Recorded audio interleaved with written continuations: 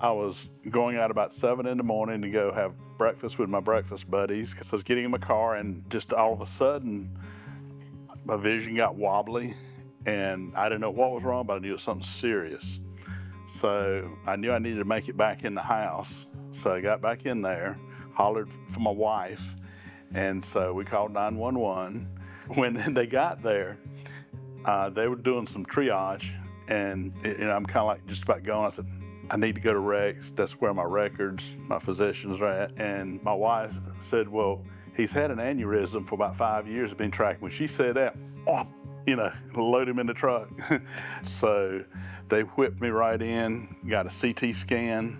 They got me in surgery. That was Monday morning, and I didn't wake up until late afternoon, Tuesday.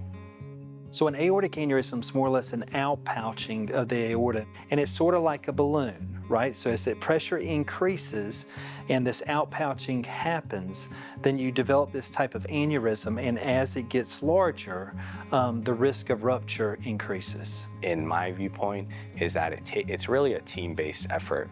You need an orchestra to be able to conduct this sort of case smoothly and appropriately. So it all starts from the emergency room physician, and from there getting assessed properly.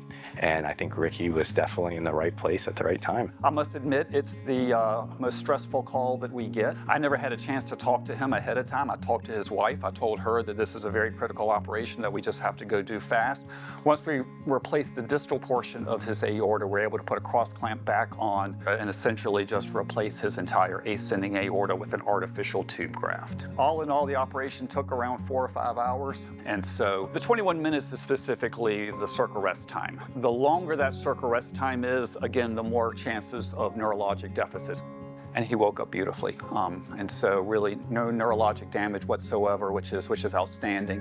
When Hazel called me, she said what Dr. Reade had to do, says one of the worst tears he's ever repaired, and the patient survived.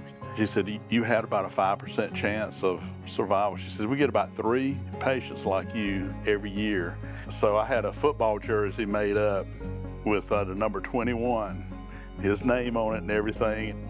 The team that we have here at Rex is extraordinary. And when I say that, it's the diversity of options that you have.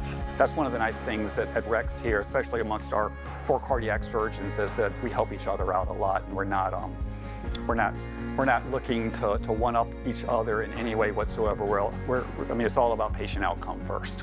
Some of the things that stood out that to me, that's a positive differentiator of the Rex team, is that you can take employees sometimes and look at them as made up of 2 parts, their skills and their personal values. I can teach somebody how to measure blood pressure. We can teach somebody how to do a surgical procedure, but you can't teach people to care. And what I've seen here with the Rex team, they have that sense of caring. I just want to close out by saying, with all the Rex team, love you all.